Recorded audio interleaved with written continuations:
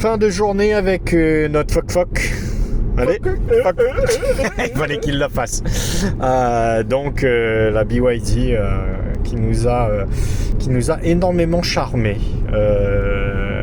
Vous verrez dans le reportage que nous sommes en train de faire.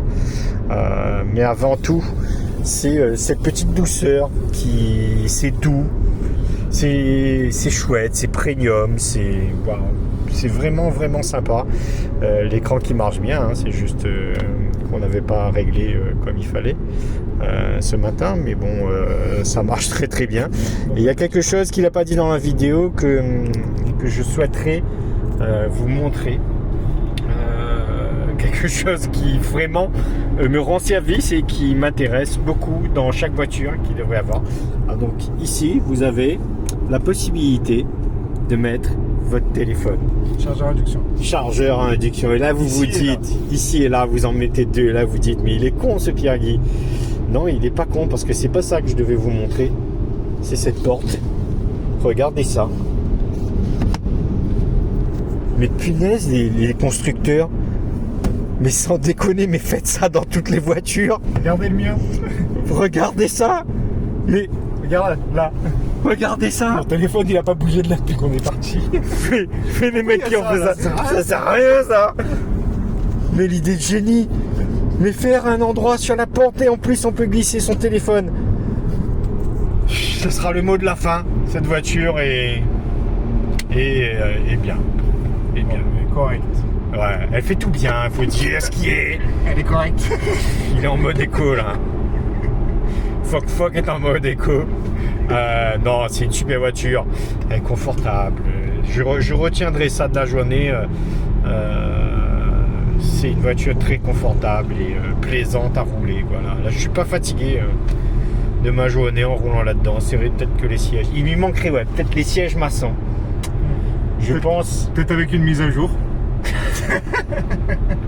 Les sièges massants seraient, voilà, on toucherait le premium Audi, BMW, les 4, hein, les 3 là, BMW, Audi et Mercedes. Je pense qu'il n'y aurait même pas un choix à faire en fait de compte si, même là, dès que tu réfléchis, franchement en fait, ils sont forts ces Chinois.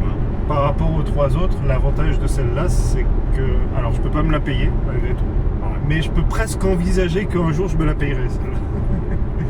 Donc il y a ce gros avantage-là, effectivement. Ouais. Celle-là, comparée à la T3 qui est autre chose, celle-là, elle concourt, voilà, elle est en haut, hein, vraiment vraiment en haut. Je ne connais pas de modèle 3, je connais bien la modèle Y. Va bien, on en est loin, pas bien. Ta voiture est chouette, hein, elle est chouette, il y a de l'espace ici et là. Mais en termes de finition et autres, elle est au-dessus quand même. T'en penses quoi toi? BYD, ils ont fait un truc, enfin ils ont fait un choix très différent de Tesla là-dessus. Alors certes, de l'extérieur, vous pouvez me dire ce que vous voulez, c'est une modèle 3. Hein. De l'extérieur, c'est la même voiture pour moi. Il y a pas de, il y a un petit peu de travail, mais voilà, c'est en termes de dimension, en termes d'espace et compagnie, c'est une modèle 3. J'ai eu l'occasion de rentrer dans 2 modèles 3 jusqu'à présent. Et ce qui me dérange alors avec les modèles 3 et avec les Tesla en général, c'est la qualité des trucs dedans. Alors, je dis pas que c'est de mauvaise qualité. Les plastiques sont de très bonne qualité. C'est pas des plastiques durs, c'est pas des plastiques de première main ou quoi que ce soit. C'est de très bons plastiques chez Tesla. Mais c'est des plastiques. C'est des choses. Enfin, ils sont pas allés jusqu'au bout du premium. Ils sont allés à l'entrée, à la porte d'entrée. Ils n'ont pas passé la porte. Là, on a clairement passé la porte. On est clairement allé taper bien plus loin. Les matériaux que je touche sont de meilleure qualité que ce que je toucherais chez Tesla. Alors après, j'ai pas essayé toutes les Tesla du monde. Mais bon, le prix c'est pas le même non plus. Hein. Cette voiture-là coûte plus cher que le modèle 3, clairement. Ah bah oui. Et après, il y a un autre truc qui me dérange aussi chez Tesla, c'est l'histoire que raconte la voiture, entre guillemets. Enfin, les Tesla fans vont me bâcher, vont m'insulter, hein, tant mieux, ça fera des vues à cette vidéo. Je trouve que les modèles 3 sont des déplaçoirs. C'est pas péjoratif. C'est un vilain mot, mais c'est pas péjoratif. C'est-à-dire que Il permet de se déplacer d'un point A à un point B en confortablement, pas cher parce que la voiture elle consomme que dalle et ce sont de très bonnes voitures, mais elles nous racontent rien. Il n'y a pas d'âme entre guillemets. Moi j'ai ressenti ça. Je trouve qu'il n'y a pas d'âme dans la voiture. Alors que celle-ci, je trouve qu'elle a une âme pour le coup. Et elle me parle. Il y a cet esprit océan là qui est dans la voiture, qui est là. Et ça me parle un peu. Moi, j'y suis sensible. Donc voilà, c'est vraiment la grosse différence avec Tesla.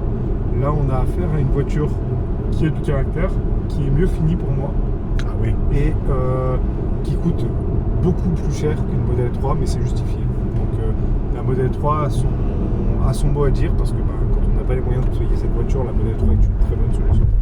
Mais pour moi, c'est pas le même public. Oui, la Model 3 ou la Model Y, c'est sûrement les meilleures voitures au monde. Hein.